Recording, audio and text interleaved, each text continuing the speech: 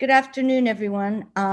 Welcome to our talk today about the future of Palestine. My name is Janine Di Giovanni.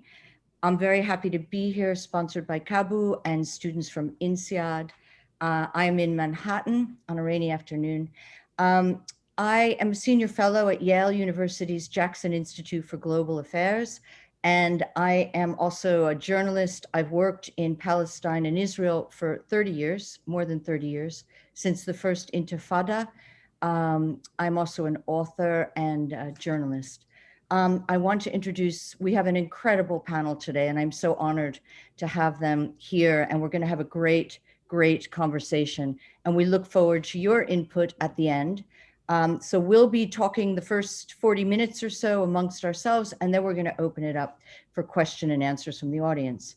So Sarah Leah Whitson is a colleague and friend. She is an American lawyer, the former director of Middle East at Human Rights Watch for many, many years, a passionate advocate for human rights. She's now at Democracy for the Arab World Network, where she is executive director. And she is a fantastic advocate and also spokesperson on human rights. Dr. Tareq Baconi is the Senior Analyst for Crisis Group on Palestine, Israel. He's also an energy expert and an economic expert, so we're going to turn to him to really get some information about Gaza and the infrastructure and how the recent 11-day bombing was even more destructive to life in Gaza as it is now. And Dr. Marwan Muasher, who is the former foreign minister of Jordan, a politician, a diplomat, a very esteemed diplomat, and he is now director of the Middle East Studies at the Carnegie Institute for Peace. So a really wonderful lineup. I'm going to start out by reading a paragraph that appeared today in the New York Times. Personally, the 11 days of bombing was incredibly damaging and stressful for those of us who have been following the region for so long. And the death toll, particularly children, pregnant women, the damage to the infrastructure has been horrific. So what we're going to look at today is the implications of all this, but also going deeper. Is the narrative on the Palestinian situation changing? One thing I noticed as a journalist is that there was suddenly far more awareness of what actually has been happening there under the occupation. The language is shifting. Suddenly, based on Human Rights Watch report that came out in April about the apartheid state, this is, there is more, the language is stronger, and basically more and more Democratic congressmen and senators are stepping forward, and Republicans as well, calling for an end to America's unwavering support of Israel. But first, let me read this to you. It's by a colleague of Sarah Leah's and mine, Sarah Basher, who's an Israeli human rights lawyer, today in the New York Times. Israeli officials did not wake up one bright morning to find thousands of rockets raining down. Israeli security forces, led by a prime minister desperate to stay in power to avoid jail on corruption charges, created a provocation by using violence and the threat of violence against Palestinians in Jerusalem. They stormed a sensitive religious site, used excessive force against demonstrators, and threatened to forcibly transfer Palestinian families from their homes as part of an official policy to Judaize occupied East Jerusalem, which is a war crime. That's the backdrop to the bombing. I'm now going to go to Sarah Leah, because Sarah Leah, you recently wrote a really fantastic article in the American Progressive about how this narrative is now changing. You're a legal scholar and a legal expert. Could you just break down for us and unpack for us what the occupation, the legality of it, but also the apartheid state, ethnic cleansing, some are going as far to say murder, the disproportionate use of force by the bombing in Gaza. Talk us through the legality of all of this. Sure, and thanks, Janine. Obviously, the state of Israel is in military occupation for over 50 years now of the occupied Palestinian territory, which includes Gaza, the West Bank, and East Jerusalem. And under international law, under the Geneva Conventions, under the international, Rome Statute, there are certain obligations that an occupying power must comply with, principally and primarily to protect the occupied population, to take care of their health and security, and to desist from colonizing the territory by putting its own population as settlers in occupied territory. Israel has breached all of its obligations under international humanitarian law, under the laws of occupation. And that is something that human rights organizations, the US State Department, UN agencies, UN bodies documented for many decades. In fact, part of the basis of the current International Criminal Court's investigation into the situation of Israel-Palestine since 2014 centers on two crimes, the principal crime being the ongoing settlements in occupied Palestinian territory. Because that constitutes a crime against humanity, because it violates the Rome Statute, it is one of the main crimes that the ICC is now at long last investigating. Separate and apart from the ongoing military occupation, which has now stretched over 50 years, is human rights law.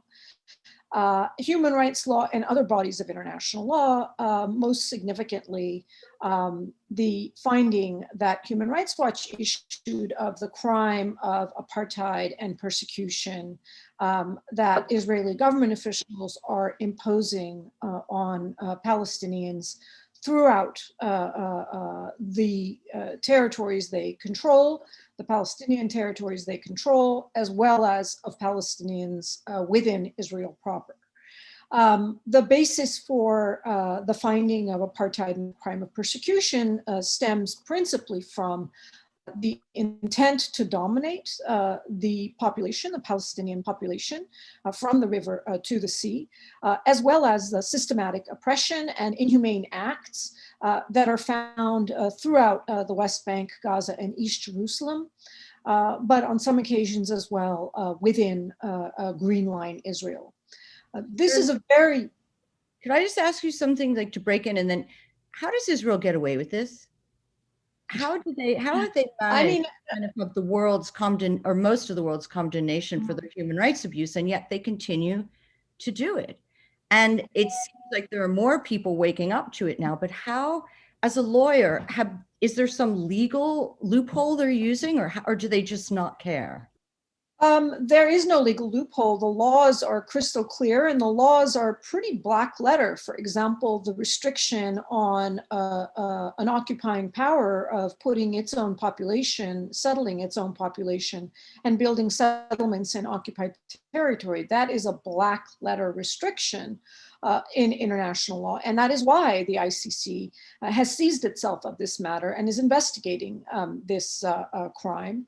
The violations of the Geneva Conventions, the crime of apartheid, the violations of basic human rights of Palestinians, those there are no loopholes for them. But the international legal system is weak and widely unenforced. I mean, Israel is obviously not the only country to violate human rights law, violate international law, violate the Rome Statute. But what's different about Israel is that it has the world's superpower backing it and supporting it. Israel has not only billions in American military support that has been provided to them by American taxpayers for many, many decades, it also has as significantly, probably far more significantly than the value of the military support, the political support, political protection that the United States has offered to Israel, most recently with the United States blocking 4 ceasefire resolutions that otherwise, but for the US threatened veto, had unanimous support in the Security Council. So what the United States did on the UN Security Council is ensure that Israel could continue bombarding Gaza, continue demolishing residential buildings, continue deliberately targeting media installations. And it could do that exclusively because of US backing and political protection. That is an inescapable reality. But isn't that changing? I mean, I'm going to go to Tareq now, but Sarah Leah, I'm going to come back to you because I want to come back to your article and the fact that those of us carefully watching Israel and Palestine, there is a change. There feels like there's a sea change now, that people are no longer willing to watch the occupation and the constant subjugation, the humiliation that Palestinians have endured for decades. Also, we've got the elections. So, I mean, we need to go into that. And I think, Marwan, I'll come to you to ask about this very awkward coalition that Bennett has put together. But Tareq, I'd like to ask you about, first of all, your views on whether or not Human Rights Watch report, whether this is technically an apartheid, and also about Gaza. How do you see Gaza now after this last bombing rage? What will life be like for people on the ground, the infrastructure? There already were terrible problems with water, sanitation, as we know. So could you give us a little bit, unpack for us about Gaza? And also, sure. Everyone mute themselves when they're not talking, please. Thanks. Thank you, Janine. So I'll start with the first part of your question, which is around apartheid. It's important to understand that the Human Rights Watch report is hugely significant, but it comes at the heel of years and decades of Palestinians calling the reality that they live an apartheid reality. So this is something that Palestinians and Palestinian supporters have been talking about for decades. And most recently, we've seen 2 major shifts happen within Israel-Palestine. The first is that B'Tselem, which is Israel's leading human rights organization, comes out with a report saying that separating Israel proper, quote unquote, from the military regime in the occupied territories is a false separation. This is a single regime which is subjugating the entirety of the Palestinian people from the river to the sea. So they've broken out of the mold that Israel within the Green Line can be separated from Israel within the occupied territories, which is a major development to have come out of an Israeli Jewish organization. And the second, of course, is the Human Rights Watch report, which designates Israel as a state that is practicing the crimes of apartheid and persecution against the Palestinian people. What we need to understand is that many members of the international community, certainly policymakers, onlookers who look at Israel-Palestine, have adopted and embraced the idea of partition, that somehow Israel and Palestine are 2 sides of a conflict and they're trying to resolve that conflict. That's a false way to understand what's happening on the ground. What's happening on the ground is that there is a single sovereign, and that is the state of Israel, which controls every aspect of life from the river to the sea. And under that state, there are a Palestinian people who have different legal tiers. So you have Palestinian citizens of Israel with citizenship rights that are discriminated against within the state of Israel. Then you have permanent residents in Jerusalem. You have occupied subjects in the West Bank. You have occupied and blockaded subjects in the Gaza Strip, and then you have refugees. So under this single sovereign, which is the state of Israel, Palestinians have different legal tiers depending on where they are. Only Israeli Jews have full rights as citizens. So this one state reality is one where Palestinians have much less rights and are living as a stratified community compared to Israeli Jews who have full rights. So this reality is one of apartheid, and it's one that the international community and the international legal system is slowly starting to describe as such. Now, for the second part of your question, which is specifically on the Gaza Strip, the Gaza Strip is a small strip of land that houses 2 million Palestinians. 2/3 of them are refugees from homes that are now within Israel. So those Palestinians are placed under blockade, which means that there is no freedom of movement for Palestinians in and out of the Gaza Strip. The major idea behind the blockade is to separate and sever what is an essential part of Palestinian life outside of the framework or the architecture of what we come to understand as Israel-Palestine. Now, the purpose for that is demographic, to ensure that there are 2 million Palestinians who are seen to be separate from direct Israeli control. The reality is that Israel controls every aspect of life in Gaza. It controls the airspace, the maritime space, and the border crossings in and out of Gaza. And what we see is a state of life that is frozen in time. For the past 14 years, there has been no economic development or economic growth in Gaza. There's been the complete opposite, which is a policy of decimation, of breaking infrastructure, of destroying the social and economic fabric of the Gaza Strip. And the one thing that I want to say here before turning back to you is that there's often the understanding that, you know, the blockade came into being because of Hamas and because of Hamas taking over the Gaza Strip. And what's important for listeners here to understand is that the blockade started years before Hamas came into power in the Gaza Strip. This has been a policy of marginalizing the Gaza Strip from the rest of the Palestinian territories for reasons that have nothing to do with Hamas, for reasons that have to do with demographics and with the fact that the majority of the inhabitants of Gaza are refugees seeking their right of return. Tareq, thank you so much for that cohesive and incredibly important analysis. I want to ask you something else because I'm being heckled by someone in the audience here who wants to have his time, Ido Kretschner.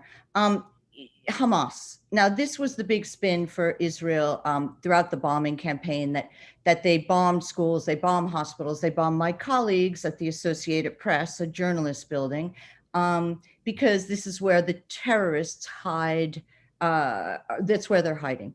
So is there, now, you know, we know that Hamas was elected out of desperation, and nearly all the Palestinians I know that I've worked with, no one supports Hamas. But how would you come back on that? What is the narrative that you would say, I see your cat walking there, about Hamas? Can you address that? Because that is something that comes up time and time again, and the Israelis use it as their strongest narrative. Well, there's a couple of points that are important to mention here. The first is on the issue of Hamas firing rockets, Israel acting in self-defense, and Hamas using human shields. This is a narrative that the Israeli propaganda machine has put forward consistently in all of the military assaults that it's undertaken in the Gaza Strip. The reality is that before the first rocket in this latest escalation landed in Israeli territory, there were 500 Palestinians injured in Jerusalem.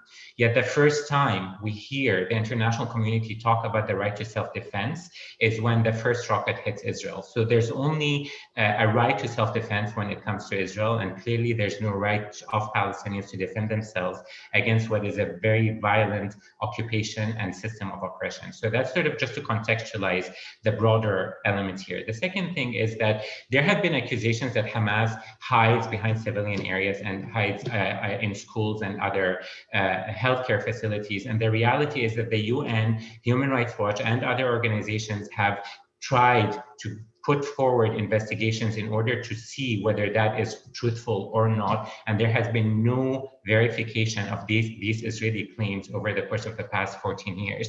But even if that were the case, and assuming that that was the case, that does not absolve Israel from making sure that civilian deaths are limited, that responses are proportional, and that it is acting within the framework of international law. And if the tables were turned, the IDF headquarters, the headquarters of the Israeli army, are in residential areas in Tel Aviv. If Hamas were to fire at residential areas in Tel Aviv, would we be able to put up lines against human shielding and use that to justify mass civilian death in Israel? And the straight answer to that would be that that wouldn't be possible. The reality is that Palestinians in Gaza have been so dehumanized so as to hide behind the rubric of everyone in Gaza being Hamas, and therefore this justifies civilian casualties in the Gaza Strip, which is far, far from the reality on the ground.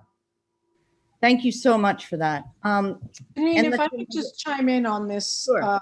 hoary. I want to come to Marwan in a second. So yeah, just on the repeated hoary claim of civilian shielding, because this is an issue that I have been working on for almost 2 decades. I think it's very important to understand international law that there is a distinction between the crime of human shielding, which is deliberately using civilians in order to shield military forces from attack, such as when Israel literally strapped a Palestinian to a military vehicle in order to shield itself from attack, such as when Israel deliberately used Palestinian children to knock on doors of homes they intended to raid and raided. These are things that Human Rights Watch and other organizations have repeatedly documented. That crime is very distinct from the reality of urban warfare. Urban warfare happens all the time. It happens all over the world. And it involves the often inevitable and unavoidable mixing of military forces, armed groups with a civilian population. That happens in Israel, as Tareq was pointing out. There are military installations, military bases, and certainly soldiers, Israeli soldiers intermingled with the civilian population. And the same is true in Gaza. That is not shielding, and it is very deliberately called shielding in order to distract from what is not a crime, which is urban warfare. Parties to a conflict have a legal duty to avoid putting military installations and military forces in civilian areas when possible. But that's not always possible. And that's why Israel places its military facilities on many occasions in civilian areas. And that's why Hamas has military installations and armed group fighters in civilian areas.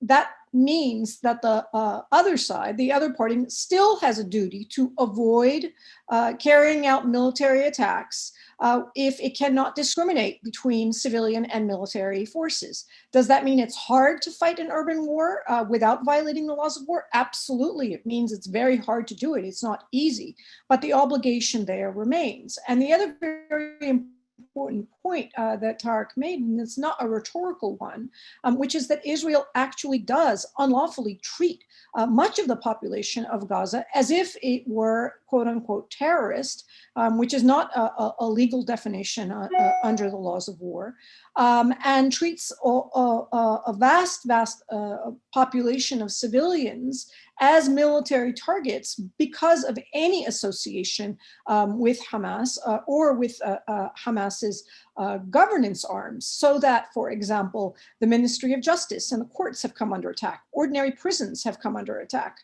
Ordinary government buildings operated by Hamas have come under attack on the pretext that they are military targets because they're associated with with Hamas.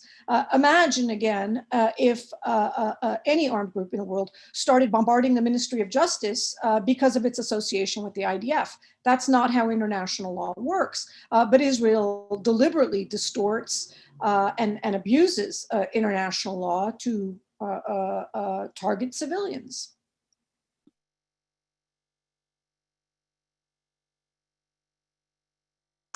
We seem to have lost Janine for some reason.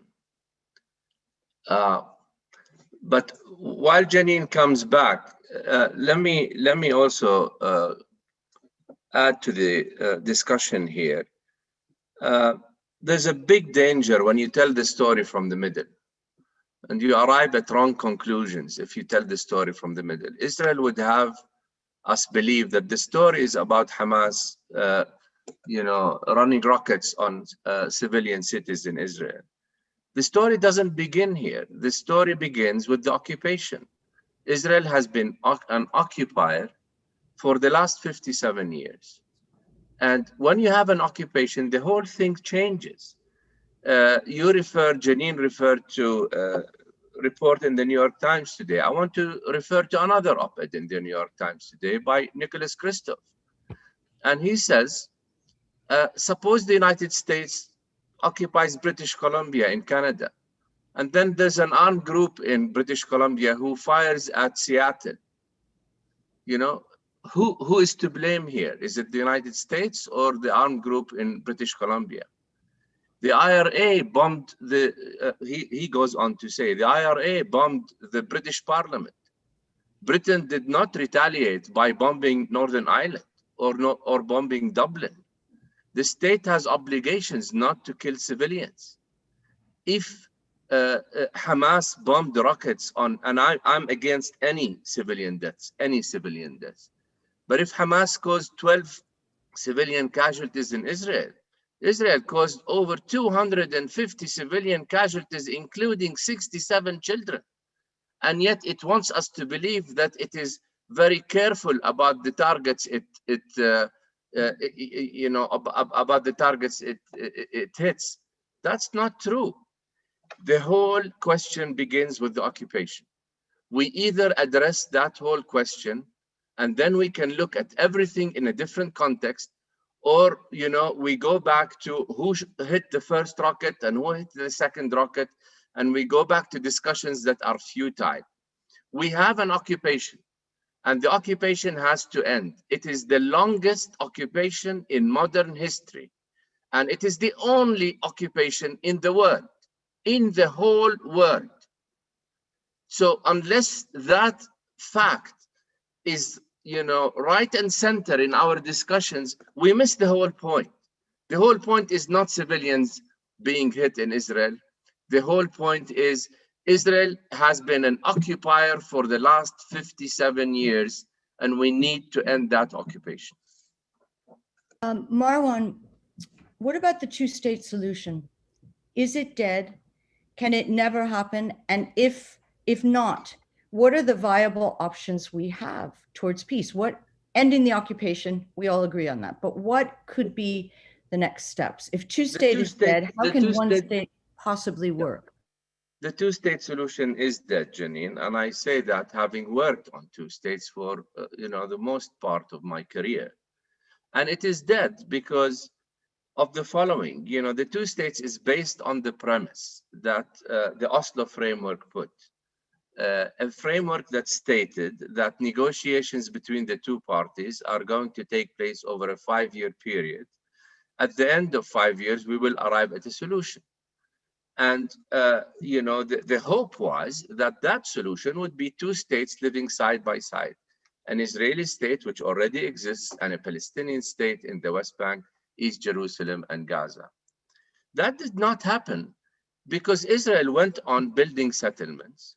When the Oslo agreements were signed in 1993, there were 250,000 settlers in the West Bank and East Jerusalem. Today, there are 700,000 settlers in the West Bank and East Jerusalem. I often liken it to the example of two people arguing over a slice of pizza while one of them is eating it. It doesn't work.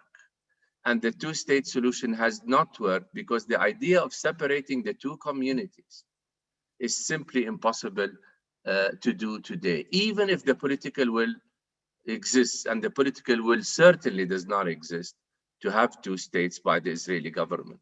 So what is the alternative? What we have called for at Carnegie and what many others have called for is that regardless of the shape of a solution, because such a solution is probably, not going to materialize in the immediate future. What has happened in the 30 years between Oslo and today is that while the international community has focused on the shape of a solution, it has ignored the gross violations of human rights by Israel in the hope that arriving at the two-state solution will make that question moot. Well, we are not arriving at a two-state solution. We are not arriving at a political agreement. And in the process, Israel is putting in place two separate and unequal legal systems in the territories under its control. That is the textbook definition of apartheid. And whereas apartheid was a taboo word, 5 years ago, because people were afraid of being called anti-Semites for criticizing Israel, it is no longer taboo. The Israeli argument is not working because it is violating the rights of people. And in the age of George Floyd, and in the age where racial injustice is simply not tolerated by anybody, more and more people are coming to realize that by focusing on the question of equal rights, rather than by focusing on the shape of a solution, it is clear that the Palestinians are today being, their rights are being violated on a daily basis. And so, we at Carnegie, among others, are starting to call for a rights-based approach to the Israel-Palestine conflict, regardless of the shape of a solution. The word equal rights today has made its way into the political discourse of many around the world, and certainly among the progressive part of the Democratic Party in the United States. When you talk about rights, it is very difficult for anybody to say, I'm going to, treat people unequally. Let me just make one more point, Janine. Palestinians' rights are not just being violated for people under occupation, for Palestinians under occupation. They are also being violated against Palestinians who are today citizens of Israel. Israel enacted in 2018 a basic law calling Israel as the nation state for the Jewish people. Well, there are 21% of Israeli citizens who are not Jewish, who are Arab citizens, who are Palestinians. And these are today legally treated as second-class citizens. They were always treated as second-class citizens, but today they are legally second-class citizens, which is, again, the definition of apartheid. Thank you, Marwan. I have a quick question for all of you that I want to ask. While there are many, many Israelis who are working to end the occupation, and some incredible groups like B'Tselem and Breaking the Silence, does Israel care? I mean, my worry is that geopolitically, even if America's support is waning, which I don't think President Biden is ever going to turn his back on Israel or the extensive military aid that's given every year. But Israel is now developing different contacts throughout the world globally, Latin America, China. Will they get to a point where they actually don't need America anymore as their great ally and protector?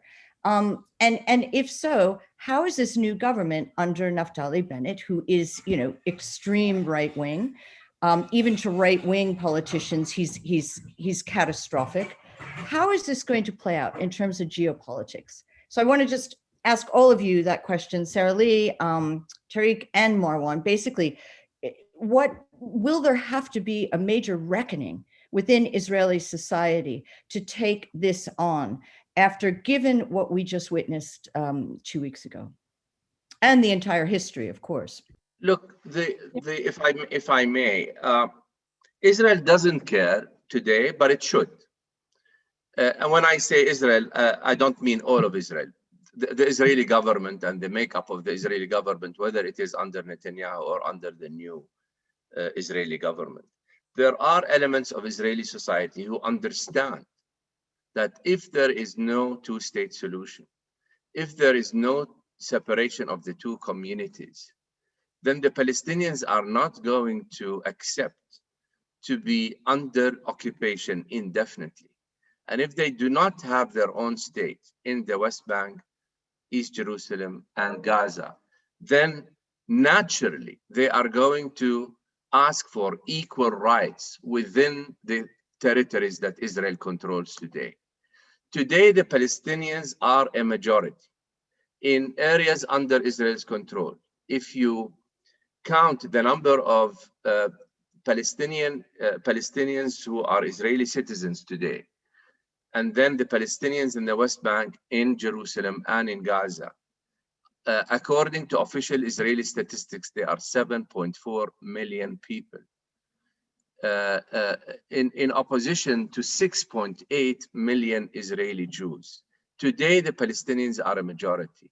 Israel used to say in the past, you cannot count apples and oranges because the Palestinians in Israel are different from the Palestinians in the West Bank. are different from the Palestinians in Gaza. But the recent events in Jerusalem and in Gaza have proven otherwise. All of them, all of the different components of Palestinian society are today being treated unfairly under an apartheid system in all the territories that Israel controls. And today they have become a united force.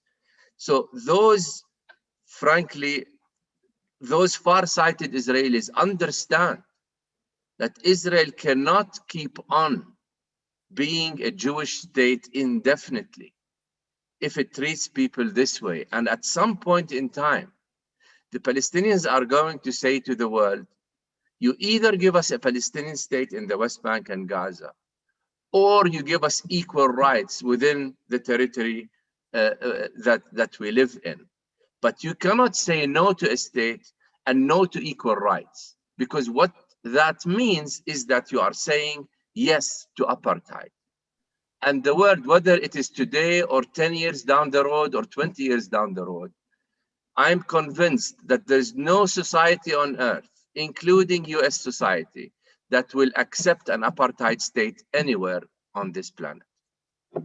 Thank you, Marwan. Tareq, what kind of impetus or reckoning will Israeli society need to move past this? What will it take? We've now had 4 wars in Gaza, plus the last bombing raid. When will it end? What will bring Israelis to the point where they will have to call on their government to end the occupation and swallowing up more illegal land for settlements, which Bennett is vowing to do?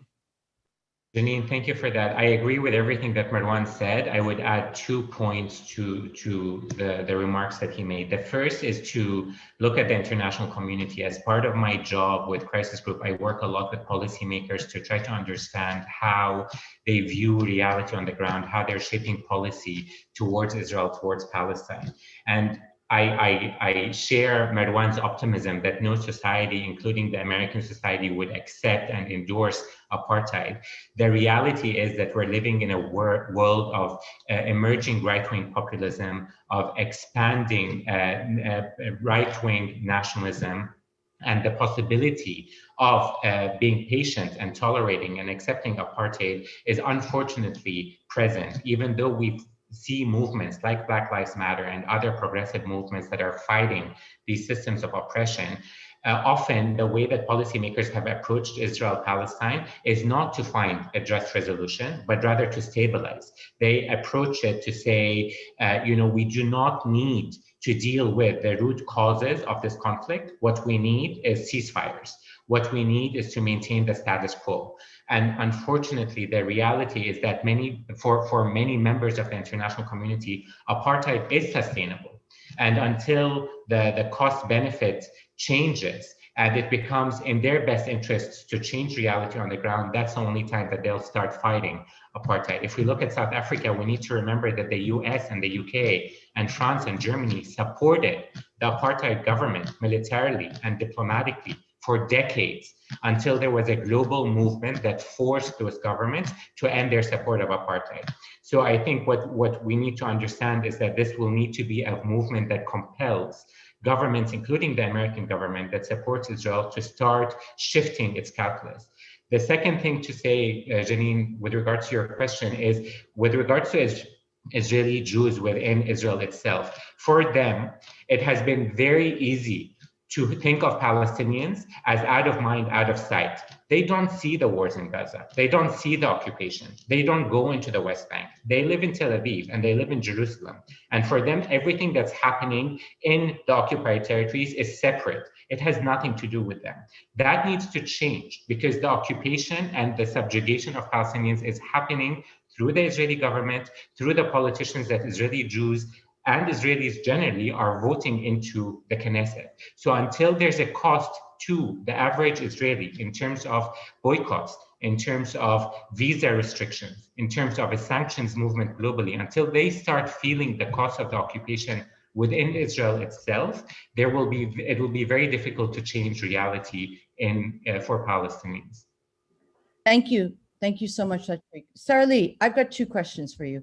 The first is, given what we just heard from Marwan and Tareq, are we seeing a kind of global shift in terms of advocacy? And second, I've got a question from the audience that I want to direct to you. This is from John Hall. You cannot settle an already settled area without abusing the rights of those already living there. Pushing out the original inhabitants in the occupied territories is ethnic cleansing, a crime against humanity. This is something the Israeli government must be challenged on. Why is the USA sponsoring ethnic cleansing? Now, I came of age during the war in Bosnia when ethnic cleansing first was being used. It's a horrible term. And again, like apartheid, we have never used it in terms of Israel. Are we seeing ethnic cleansing, and what legally constitutes ethnic cleansing? I'm trying to remember your first question. Global reckoning. Are we seeing this kind of global reckoning? Yeah, I would say a couple of things, and I might make some points that you didn't ask me about, but tie into these questions. There is, I believe, a very dramatic and important shift in opinion, and I mean that among elite foreign policy opinions, which happen to be extremely important in shaping US policy. There is a shift in the US government, and there is a shift in the US public in terms of recognizing that there is no two-state solution, that is not in the cards, and recognizing that the problem that we have to confront and deal with today is one of discrimination, oppression, apartheid, and the need for equal rights. It's something everyone can understand. Within the foreign policy community, the expanded adoption of the apartheid legal framework to characterize and describe the reality on the ground has been an important shift. And I just want to remind you that when President Jimmy Carter made that diagnosis only for the West Bank, it was widely dismissed and stigmatized. And I think much less so. And even the Israel defenders who've written to critique the apartheid findings, to critique the apartheid findings, have not defended the apartheid diagnosis. What they've argued about is its political significance or how it might be remedied and so forth.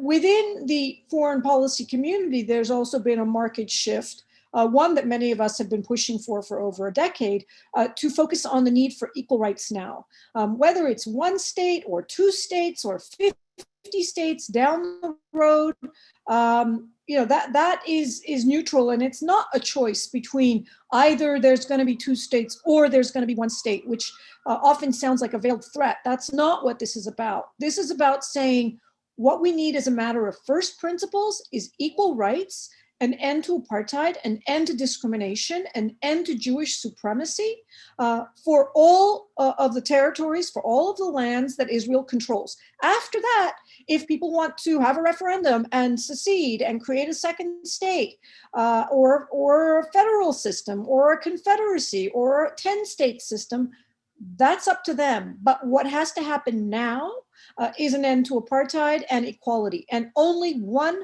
power controls that, and that is the Israeli government. This is not about a negotiation between the garbage collectors of the Palestinian Authority and the jailers in Hamas. Those are pretend legal authorities with pretend powers. And whenever folks start to talk about political process and peace process and two states and Oslo, I think we have to recognize it now for what it is, which is a deliberate distraction from apartheid and equal rights and the need to have those now, and an urgent deflection from confronting the reality of an ethno-national state that discriminates on the basis of religion, not something we tolerate if we want to claim to be a democracy. And I think that part of the as much as Israeli Jews want to immunize themselves from having to think about that, the recent events, the pogroms against Palestinian citizens of Israel, firebombs of Palestinian Israeli homes, out and out shootings of Palestinians driving cars within Green Line Israel, not to mention the attacks on Palestinians at Al-Aqsa Mosque and Palestinian protesters in Israel, is making it impossible to avoid the reality that it is not possible to be a supremacist state that privileges one religion and one religious group over another and claim to be a democracy. I think a lot of the volatility in Israeli politics that we're seeing today is very much tied to that. You had asked about settlements. No, I wanted to ask about, you just used another term, pogroms, which, so pogroms, ethnic cleansing, these are terms we've, in the media, for instance, my newspaper would have stopped me from using them. They even at some point stopped some of my colleagues from saying occupied territories and made them say disputed territories. So ethnic cleansing, is that what we're seeing here? And what technically is the legal? Yeah, ethnic cleansing is not a legal term. The technical legal term is forced displacement, and that is when you forcibly displace a population from one area to another, but whether by deportation, whether by evictions, whether by making it impossible for the inhabitants to live in a place because they cannot get electricity, they cannot build houses, they cannot open schools. Very much the reality in East Jerusalem, very much the reality in the West Bank. Those are elements of the crime of forced displacement, which Human Rights Watch and other human rights organizations, as well as the State Department, has been documenting for many years. Ethnic cleansing is a more popularly understood term when that forced displacement has a racial element to it, such as the ethnic cleansing that occurs, the forced displacement that occurs only against Palestinians, but not against Jews in various communities within Israel. For example, the forced displacement of Negev, in the Negev of Bedouin communities, but not Jewish communities there. Similarly, pogrom, I think, is a term that is understood in the real world, but is not a legally defined term. Janine, can I add a word on ethnic cleansing? Yeah, and then I want to get to some of the questions from the audience. Sure. Ethnic cleansing has been happening since 1948. I mean, it's not a new phenomenon in Israel. Out of 900,000 Palestinians who lived in historical Palestine, 750,000 were deported, basically. So it's not something that has been happening today. The world has ignored it. But in recent times, let me remind people that President Jimmy Carter used the word ethnic cleansing. In his book in 2006, Ilan Pappé, an Israeli historian, wrote a book called The Ethnic Cleansing of Palestine. So we're not, seeing the term being used by radicals or marginal people. These are mainstream politicians starting to use the term because that is what it is. And as you said, Janine, whereas 5 years ago, to say that Israel is using ethnic cleansing or an apartheid state was seen as anti-Semitic, it is no longer the case. Israel, as we speak, is being de-exceptionalized by the international community. What the international community is saying is that we cannot have two standards, one for the rest of the world and one for Israel. Israel is an angel that can do no wrong, and then the rest of the world, we are free to criticize. Today, what we are saying is Israel is being de-exceptionalized. And I think that's a very healthy and positive development that might actually help bring about a solution. I think there's been more and more people are looking at whether Israel's democracy or an illiberal democracy. Tareq, I want to come to you because there's a question from the audience. Your point on sanctions. I'm going to read this question. BDS is fought by many Western governments as anti-Semitic. What would it take to have it as an effective tool similar to the South African apartheid? Tareq? Well, yes. Well, I think the first thing to say about BDS is that it has it calls for three things. It calls for freedom, it calls for equality, and it calls for justice. Freedom refers to the freedom of Palestinians living under occupation to move freely throughout the lands that they're living in. Justice is to think about the Palestinian refugees who are fighting for the right to return, who have been expelled from their homes. Back to Marwan's point about ethnic cleansing. These are Palestinians who had been forcibly expelled from their homes in 1948 in a process that's ongoing today, what Palestinians refer to as the ongoing Nakba. And equality refers to the Palestinian citizens of Israel who are living under institutionalized discrimination within the state of Israel itself. So BDS is a call by Palestinian civil society calling on the international community and the solidarity movement to mobilize in support of the Palestinian rights struggle in order to put pressure on Israel to end its occupation and to end the system of subjugation.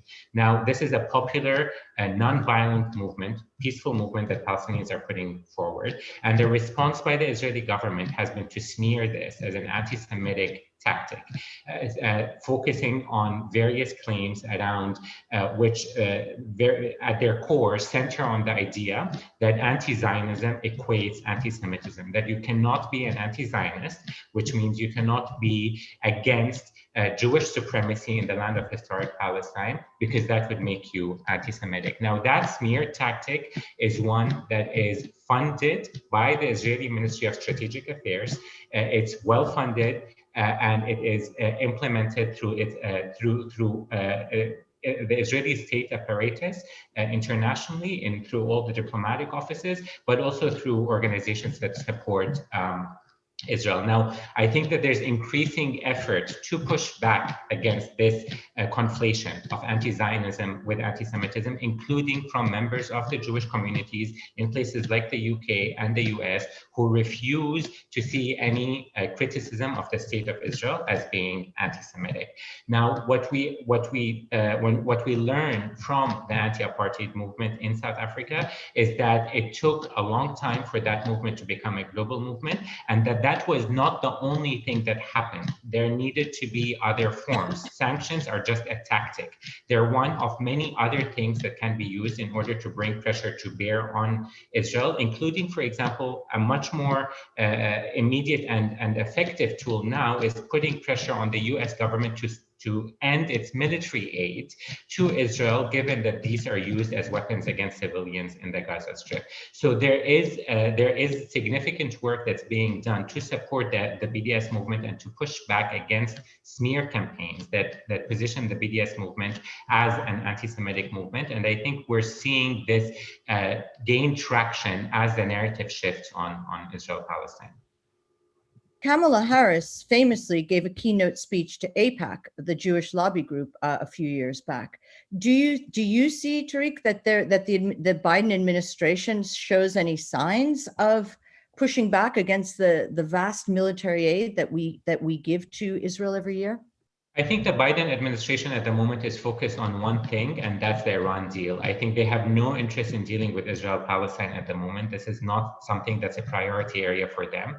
And the way that they've responded to the past month in terms of the escalation is to try to push everything back into the status quo that had been or appeared sustainable before the current eruption. Their approach to this is to stabilize and to ensure a ceasefire, which, by the way, means the continuation of an Israeli system of oppression and the continuation of, as we just said, ethnic cleansing and dispossession of Palestinians. So the status quo is sustainable as far as Israeli Jews are concerned. As far as Palestinians are concerned, this is the continuation of an apartheid system.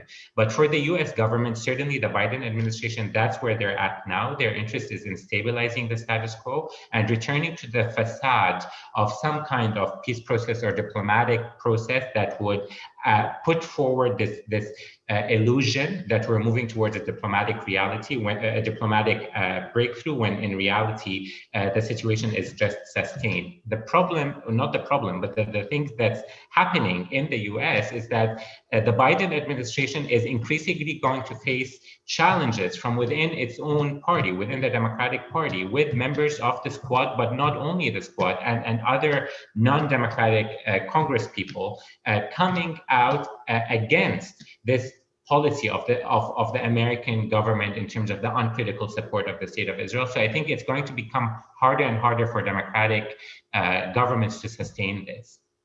Thank you, Marwan. So I'm going to, Tareq, I'm going to go to Marwan for a question, and then Sarah Lee, and then I'd like each of you to basically have a closing statement, short, concise, and I'd like you to look forward. We've been talking about the occupation. We've been looking backwards at history.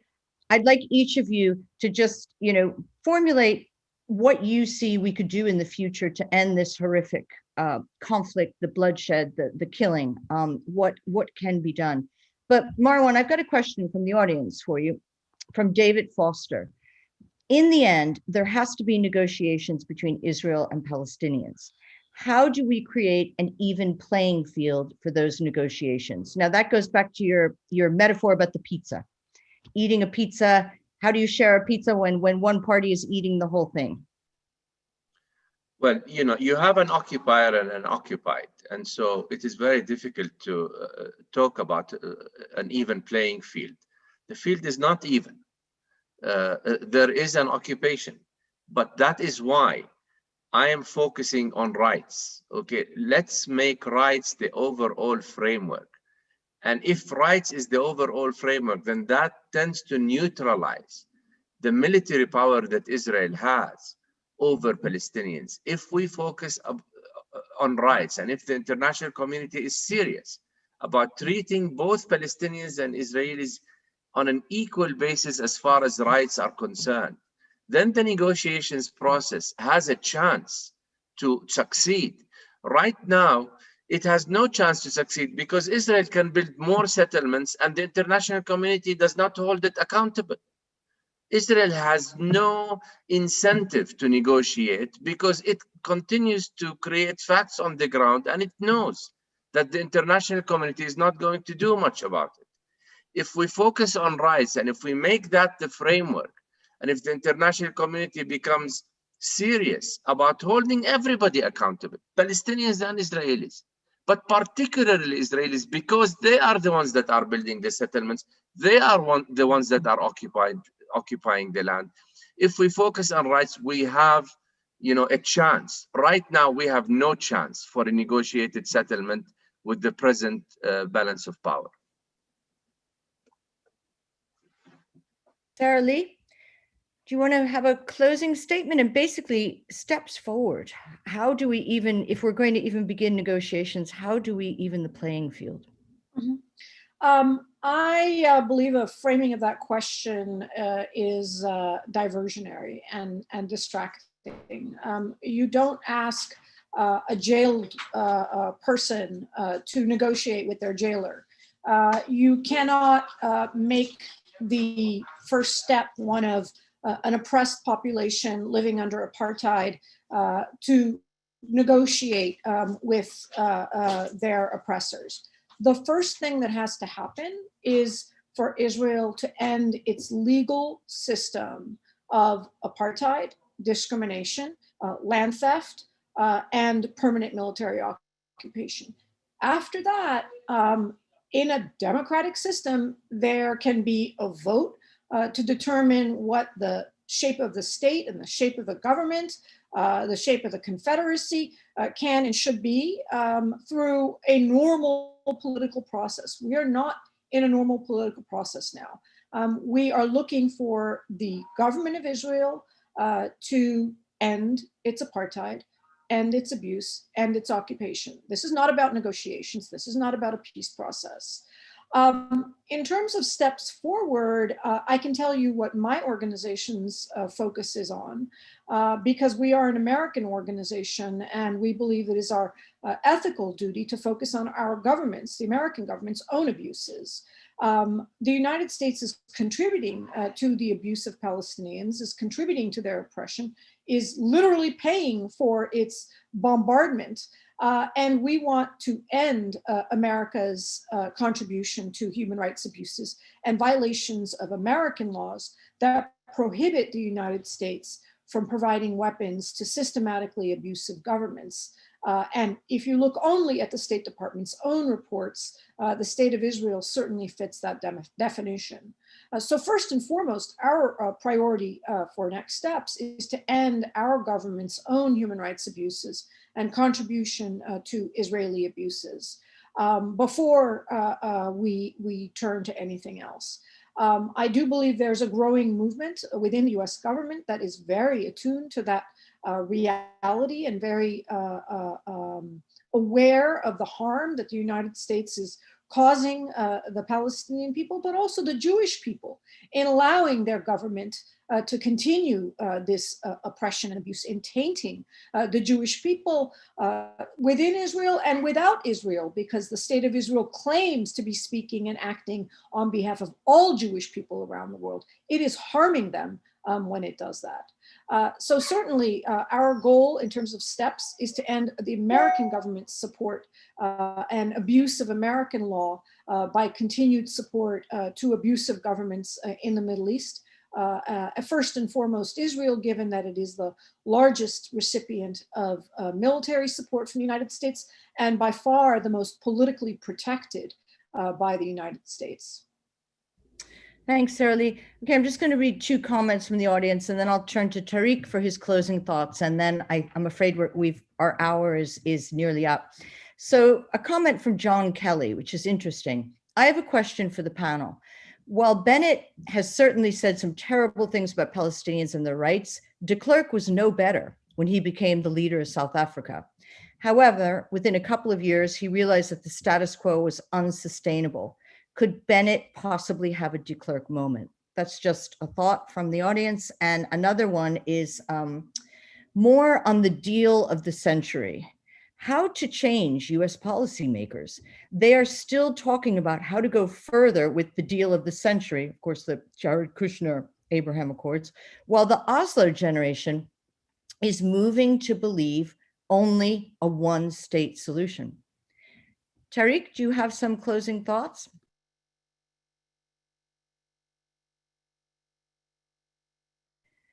I think he's muted.